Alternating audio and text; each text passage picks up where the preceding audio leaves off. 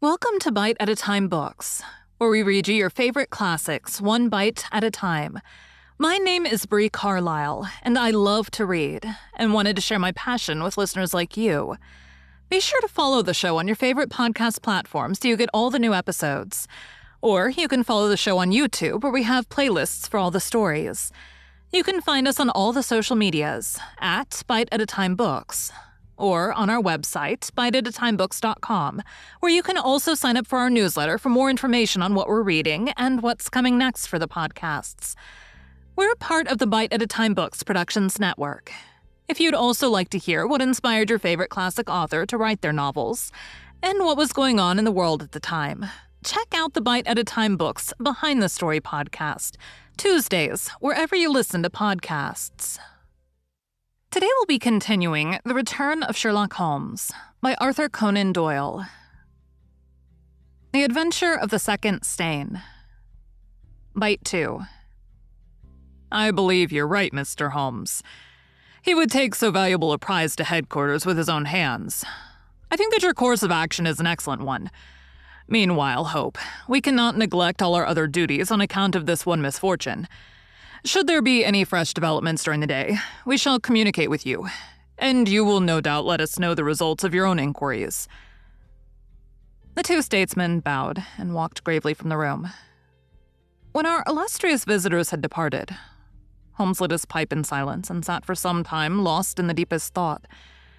I had opened the morning paper and was immersed in a sensational crime which had occurred in London the night before, when my friend gave an exclamation, sprang to his feet, and laid his pipe down upon the mantelpiece.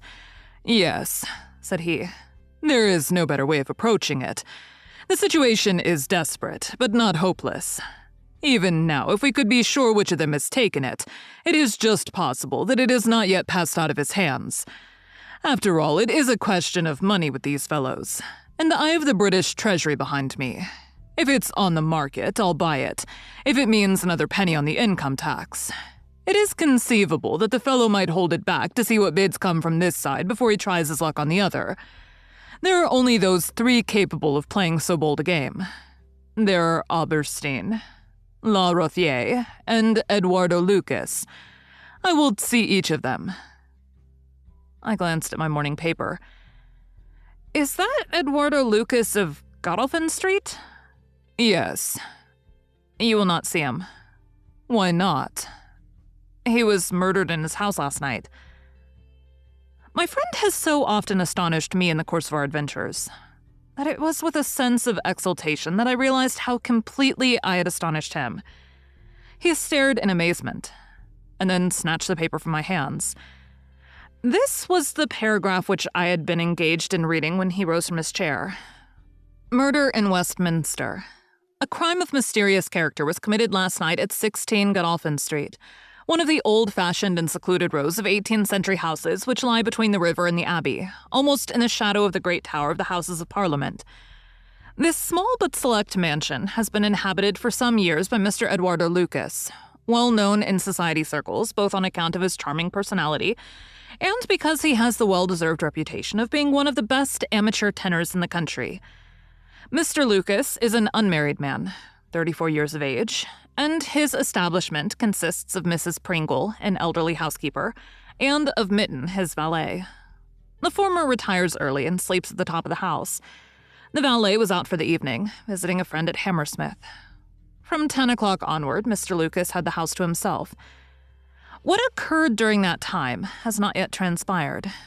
But at 11:45, Police Constable Barrett, passing along Godolphin Street, observed that the door of number 16 was ajar. He knocked, but received no answer. Perceiving a light in the front room, he advanced into the passage and again knocked, but without reply. He then pushed open the door and entered. The room was in a state of wild disorder, the furniture being all swept to one side, and one chair lying on its back in the center.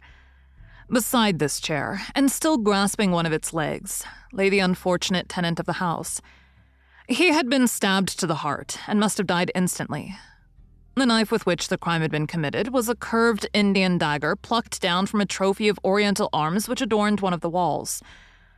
Robbery does not appear to have been the motive of the crime, for there had been no attempt to remove the valuable contents of the room. Mr. Eduardo Lucas was so well known and popular that his violent and mysterious fate will arouse painful interest and intense sympathy in a widespread circle of friends. "Well, Watson, what do you make of this?" asked Holmes after a long pause. "It is an amazing coincidence." "A coincidence. Here is one of the 3 men whom we have named as possible actors in this drama, and he meets a violent death during the very hours when we know that drama was being enacted. The odds are enormous against its being coincidence. No figures could express them. No, my dear Watson, the 2 events are connected, must be connected. It is for us to find the connection." "But now the official police must know all." "Not at all. They know all they see at Godolphin Street. They know, and shall know, nothing of Whitehall Terrace. Only we know of both events, and can trace the relation between them. There is one obvious point which would, in any case, have turned my suspicions against Lucas. Godolphin Street, Westminster, is only a few minutes' walk from Whitehall Terrace. The other secret agents whom I've named lived in the extreme West End. It was easier, therefore, for Lucas than for the others to establish a connection or receive a message from the European Secretary's household.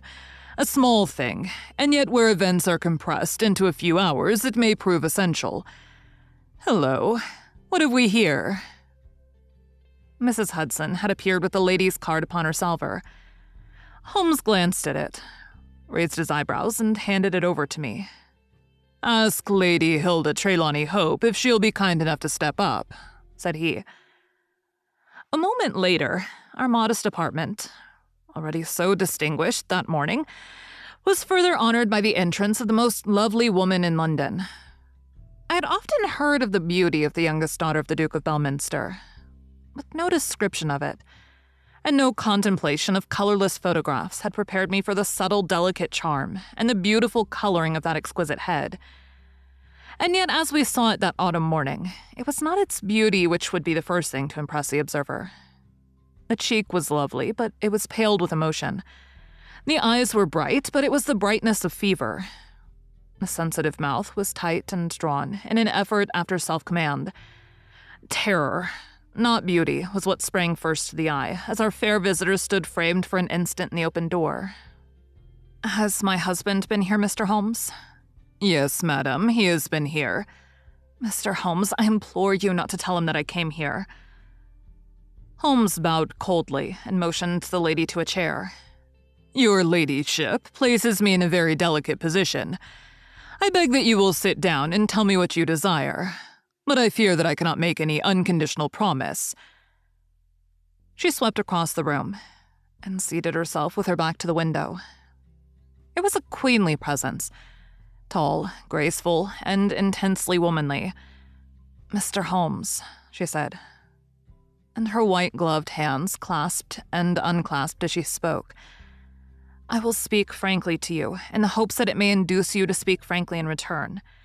There is complete confidence between my husband and me on all matters save one. That one is politics. On this, his lips are sealed. He tells me nothing. Now, I'm aware that there was a most deplorable occurrence in our house last night. I know that a paper has disappeared. But because the matter is political, my husband refuses to take me into his complete confidence. Now it is essential, I say, that I should thoroughly understand it. You are the only other person, save only these politicians, who knows the true facts.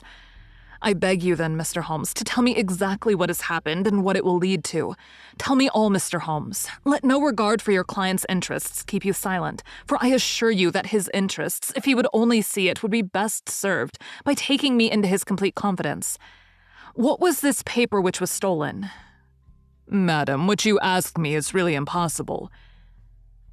She groaned and sank her face in her hands. "You must see that this is so, madam. If your husband thinks fit to keep you in the dark over this matter, is it for me, who has only learned the true facts under the pledge of professional secrecy, to tell you what he has withheld? It is not fair to ask it. It is him whom you must ask." "I have asked him. I come to you as a last resource, but without your telling me anything definite, Mr. Holmes, you may do a great service if you would enlighten me on one point. What is it, madam? Is my husband's political career likely to suffer through this incident? Well, madam, unless it is set right, it may certainly have an unfortunate effect. Ah. She drew in her breath sharply, as one whose doubts are resolved. One more question, Mr. Holmes. From an expression which my husband dropped in the first shock of this disaster, I understood that terrible public consequences might arise from the loss of this document. If he said so, I certainly cannot deny it. Of what nature are they? Nay, madam, there again you ask me more than I can possibly answer. Then I will take up no more of your time. I cannot blame you, Mr. Holmes, for having refused to speak more freely. And you, on your side, will not, I am sure, think the worse of me because I desire, even against his will, to share my husband's anxieties. Once more, I beg that you will say nothing of my visit. She looked back at us from the door, and I had a last impression of that beautiful haunted face, the startled eyes and the drawn mouth. Then she was gone. Now, Watson, the fair sex is your department, said Holmes with a smile when the dwindling frou-frou of skirts had ended in the slam of the front door. What was the fair lady's game? What did she really want? Surely her own statement is clear, and her anxiety very natural. Think of her appearance, Watson. Her manner, her suppressed excitement, her restlessness, her tenacity in asking questions. Remember that she comes of a caste who do not lightly show emotion. She was certainly much moved. Remember also the curious earnestness with which she assured us that it was best for her husband that she should know all. What did she mean by that? And you must have observed, Watson, how she maneuvered to have the light at her back. She did not wish us to read her expression. Yes, she chose the one chair in the room. And yet the motives of women are so inscrutable. You remember the woman at Margate whom I suspected for the same reason. No powder on her nose. That proved to be the correct solution. How can you build on such a quicksand?